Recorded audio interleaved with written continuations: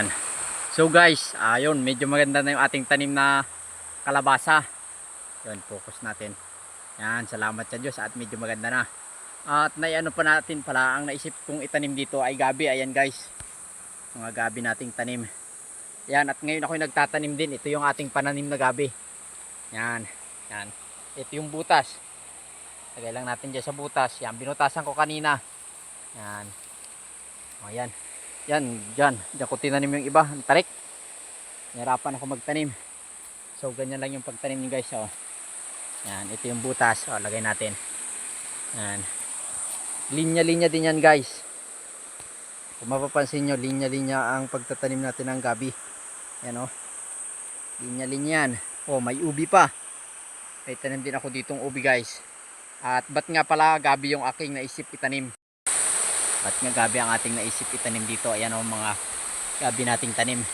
Kasi guys, gabi-gabi ko siyang iniisip. Grabe ko siya kamahal. Kaya yun, napatanim na lang ako ng gabi. Kaya yan, puro gabi.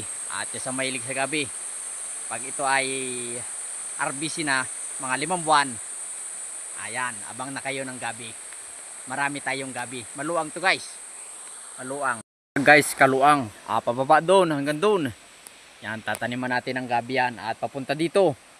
Yan. Yan, gabihan natin yan. Ito ay nasa taruktok nga ng bundok. Kung mapapansin nyo, ayan o. O, nasa ibabaw ako. Sa baba, may ilog. Ayan, sa mahilig dyan sa gabi. Gabi-gabi. Ayan. Loobin ng Diyos pag harbisi na ito. Abangan nyo guys. Ayan, at ito, may kalabasa din tayo. Ilan-ilang puno. Kasi, ba't nga gabi yung tinanim natin guys? Kasi, bukod sa gabi-gabi ko siyang iniisip at grabe ko siya kamahal. Ito guys ay hindi kinakain ng kambing. Guys, hindi kinakain ng kambing ang gabi. Kaya gabi talaga ang dapat kong itanim dito guys. Kasi pag mga ibang ubusin ng ating mga alagang kambing. Yan o. Mga tanim na gabi yan. Linya-linya yan guys. Yan, thank you for watching.